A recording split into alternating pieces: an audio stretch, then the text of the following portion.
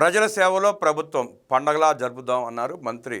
ప్రజల సేవలో ప్రభుత్వం పండగలా జరుపుదాం అన్నారు పల్లా శ్రీనివాసరావు యాదవ్. మాటలు చెప్పడం కాదు, చేతల్లో చేసి చూపించడమే నిజమైన సుపరిపాలనని నమ్మిన సీఎం చంద్రబాబు నేడు కూటమి ప్రభుత్వంలో అలాంటి సుపరిపాలననే రాష్ట్ర ప్రజలకు అందిస్తున్నారని టీడీపీ రాష్ట్ర అధ్యక్షుడు గాజువాక ఎమ్మెల్యే పల్లా శ్రీనివాసరావు యాదవ్ స్పష్టం చేశారు. కూటమి ప్రభుత్వం అధికారంలోకి వచ్చాక ప్రజలకు ఇచ్చిన ప్రతి హామీని అమలు చేస్తోందన్నారు. రాష్ట్రంలో కూటమి ప్రభుత్వం సాధించిన విజయాలను, అమలు చేస్తున్న సంక్షేమ పథకాలను ప్రజల్లోకి విస్తృతంగా తీసుకెళ్లాల్సిన బాధ్యత పార్టీ కార్యకర్తలు, నాయకులు, శ్రేణులపై ఉందన్నారు.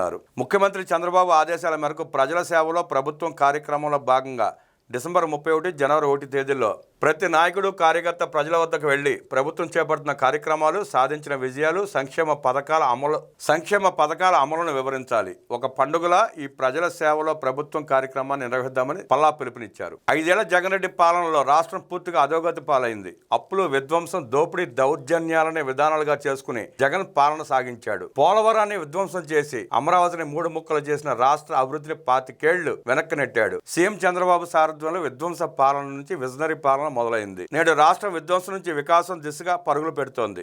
జగన్ రెడ్డి రాష్ట్రాన్ని అప్పుల పాలు చేసి ఆర్థిక వ్యవస్థను అస్తవ్యస్తం చేశాడు. చంద్రబాబు తన అనుభవంతో సంపద సృష్టించి రాష్ట్రంలో పెట్టుబడుల ప్రవాహాన్ని తిరిగి తీసుకొచ్చారు. అటు సంక్షేమం, ఇటు అభివృద్ధికి సమాంతరంగా చేసి చూపిస్తున్నారు. 25 లక్షల కోట్ల రూపాయల పెట్టుబడులు తీసుకొచ్చి 26 లక్షల ఉద్యోగాల కల్పనకు శ్రీకారం చుట్టారని పల్లా వెల్లడించారు. విధ్వంసం, విష ప్రచారం ఇదే ఎజెండాగా 18 నెలలుగా రాష్ట్రంలో జగన్ రెడ్డి సైకో ముఠా పనిచేస్తోంది. సీఎం చంద్రబాబు చేస్తున్న అభివృద్ధిని చూసి ఓర్వలేక జగన్ రెడ్డి ముఠా సోషల్ మీడియాలో విష ప్రచారం చేస్తోంది. తనకు అనుకూలమైన మీడియా వేదికల ద్వారా తప్పుడు ప్రచారాలు, ఫేక్ కథనాలు సృష్టిస్తూ ప్రజలను మళ్లీ మోసం చేయాలని ప్రయత్నిస్తోంది. రాష్ట్ర ప్రజలు అన్నీ గమనిస్తున్నారు.